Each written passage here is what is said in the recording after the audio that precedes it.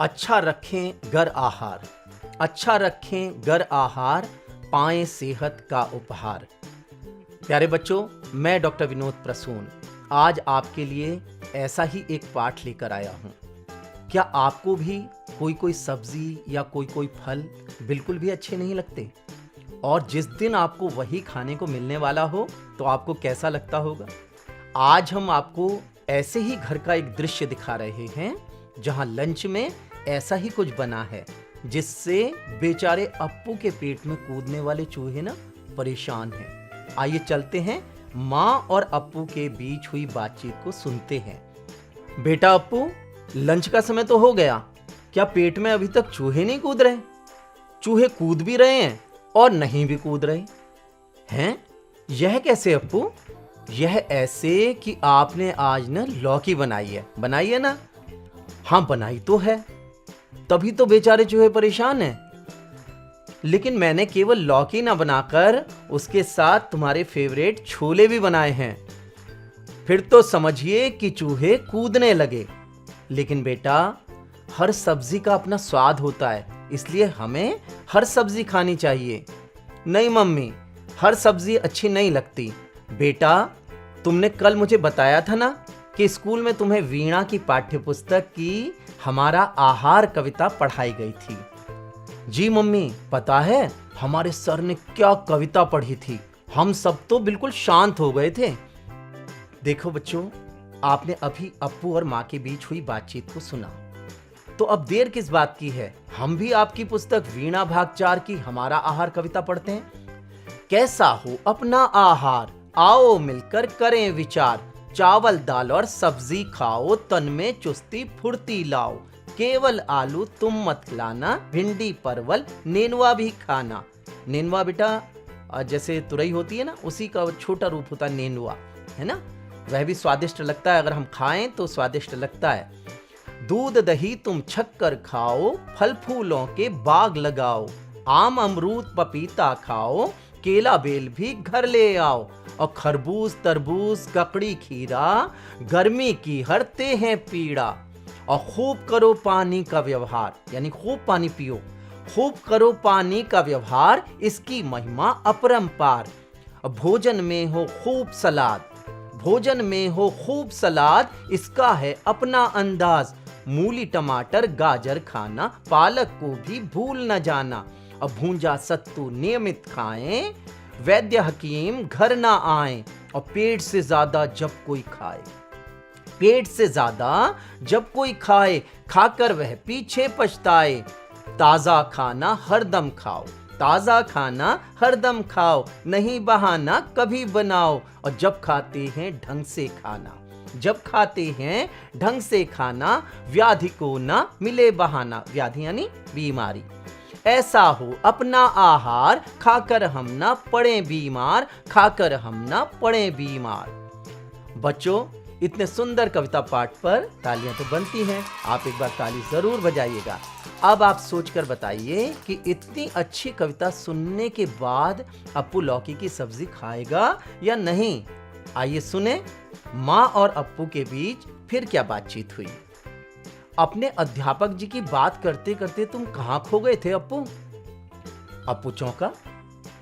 मैं तो बात करते करते अपनी कक्षा में अपना आहार कविता सुनने पहुंच गया था। बेटा, इसका मतलब है कि तुम्हारे अध्यापक जी तुम्हें बहुत अच्छी तरह पढ़ाते हैं ना? बहुत ही अच्छी तरह मम्मी, लेकिन ना मुझे लंच में लौकी नहीं देना। ठीक है बेटा, लंच करते हैं और तुम्हें लौकी नहीं देंगे। ये मेरी अच्छी मम्मी। बेटा, लंच के बाद थोड़ी देर आराम जरूर करना चाहिए। जी मम्मी, मैं थोड़ी देर सो जाता हूँ। अप्पू सोने के लिए चला जाता है और सोते सोते उसे सपने में फल और सब्जियां दिखाई देने लगते हैं। आइए बच्चों, हम जानते हैं कि फल और सब्जियां आकर उससे क्या कहेंगे। अब अप्पू के कानों में एक आवाज आती है, और वह आवाज है, सब्जी फलगर खाएंगे, सब्जी फलगर खाएंगे, अच्छी सेहत पाएंगे जी, अच्छी सेहत पाएंगे। अप्पू चौंक कर, यह मैं कहां आ गया? लौकी।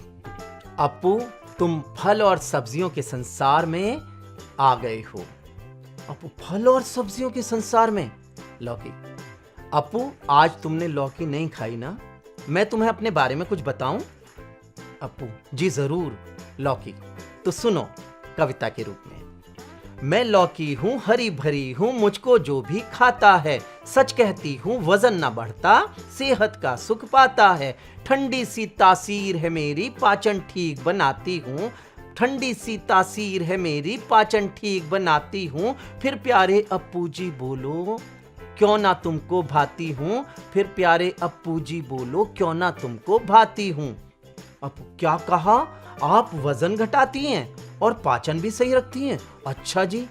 अब करेला सपने में आया तो देखें करेला ने क्या कहा।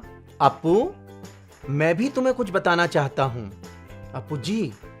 करेला, मैं के यानी कड़वा करेला, गुणों में होता हूँ अलबेला। कड़वाहट है थोड़ी मुझ में, पर गुण कितने ज्यादा जी। खाओगे जब चाव चाव में, कर लो मुझसे वादा जी। कर लो मुझसे वादा जी। शुगर न होगी, शुगर न होगी, त्वचा खिलेगी, पोषक तत्व भी पाओगे।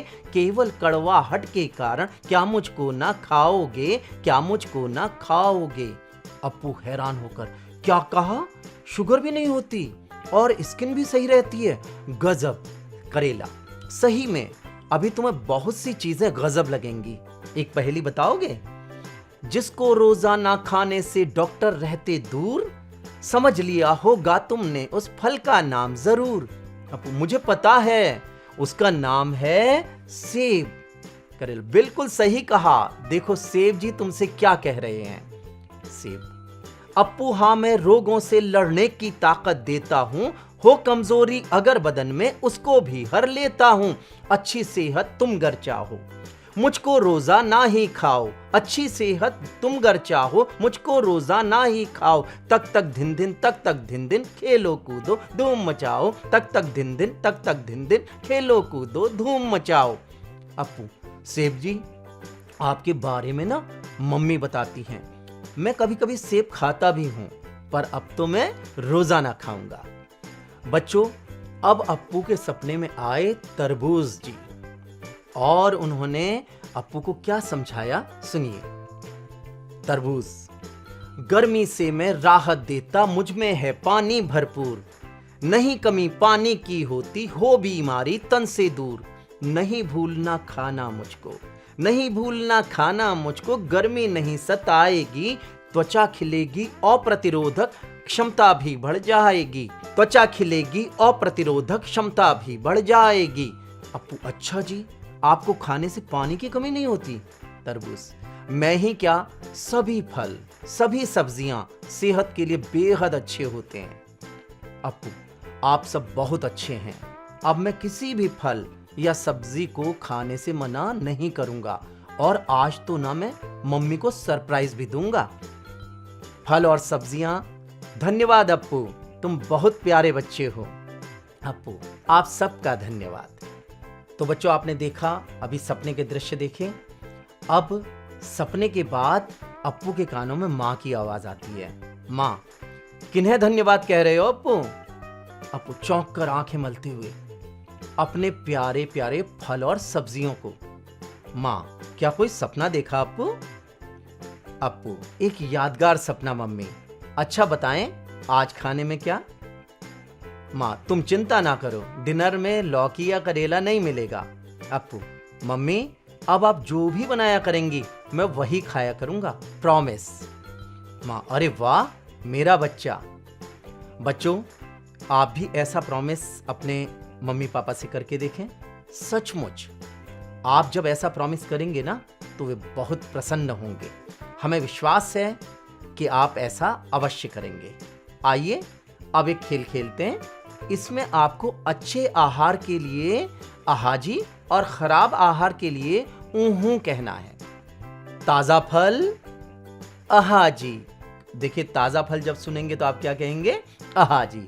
अब आगे बढ़ते हैं। जंक फूड ऊहू, हरी सब्जियां आहाजी, कोल्ड ड्रिंक ऊहू, नारियल पानी आहाजी, दूध और छाछ आहाजी, दही और लस्सी आहाजी, रोजाना बर्गर पिज्जा ऊहूं, थोड़ी थोड़ी मिठाई अहाजी, रोजाना ही खूब मिठाई ऊहूं। बच्चों, अब आप जरूर समझ गए होंगे कि किसे खाने के लिए आपको ऊहूं कहना है और किसे खाने के लिए अहाजी। तो आज से ही कहें, अच्छा लेंगे हम आहार, नहीं पड़ेंगे हम बीमार, नहीं पड़ेंगे हम बीमार। तो बच्चों, आपने अभी पाठ पढ़ा और यह संकल्प भी लिया। अब हम संकल्प लेंगे सुलेखन का, अच्छे हैंडराइटिंग का, है ना।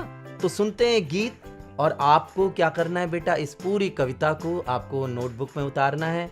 तो आप अच्छे राइटिंग का अभ्यास करेंगे और एक गीत सुनेंगे। देखिएगा गीत में क्या कहा गया है।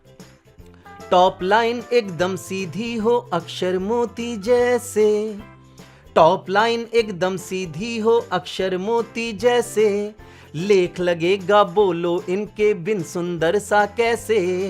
यह रेखा होती है पगड़ी छटा निराली जिसकी, जरा देख कर अब बतलाएं कॉपी सुंदर किसकी।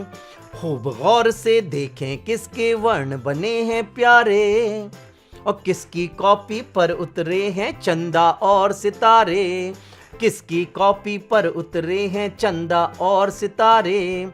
बीच बीच में शब्दों के हो एक बराबर अंतर, इसका है अभ्यास जरूरी ना जादू ना मंत्र, इसका है अभ्यास जरूरी ना जादू ना मंत्र। जितना तुम अभ्यास करोगे उतना लेख खिलेगा, ऐसी ही कॉपी पर बच्चों उत्तम खूब मिलेगा, सुंदर खूब मिलेगा, सुंदर खूब मिलेगा। तो बेटा, आपको ना सुलेखन का अभ्यास करना है। आप अच्छा लिखेंगे, मोती जैसा लिखेंगे, कागज पर मोती बिखराएंगे तो आपको भी अच्छा लगेगा और अध्यापक जी, अध्यापिका जी को और घर में माता पिता को सबको बहुत अच्छा लगेगा। तो आप एक संकल्प इस पाठ के साथ अच्छी लिखावट का भी लें। बच्चों, अभी आपने ना सुलेखन गीत सुना। अब हम एक संज्ञा गीत सुनते हैं। शालू शोभा श्याम जी, सेब संतरा आम जी, हरियाली खुशहाली जी, पेड़ तना और डाली जी, बरगद नीम बबूल जी, बगिया पौधे फूल जी, गेंदा कमल कनेर जी, हाथी भालू शेर जी, शिमला नैनीताल जी, तिब्बत और नेपाल जी, नाम सभी हैं जान लिया, संज्ञा को पहचान लिया जी, संज्ञा को पहचान लिया जी, संज्ञा को पहचान लिया। तो बच्चों, आपको संज्ञा की पहचान हो गई होगी। इस कविता में जहां पर भी नाम वाले शब्द आए हैं आपको उन्हें अपनी नोटबुक में लिखना है। अगर आप ऐसा करेंगे तो सहज रूप में आपको व्याकरण आ जाएगा, यानी संज्ञा की पहचान हो जाएगी। तो आपने बहुत अच्छी तरह से सुना बेटा, बहुत बहुत धन्यवाद और पुनः एक बार आपको शुभाशीर्वाद।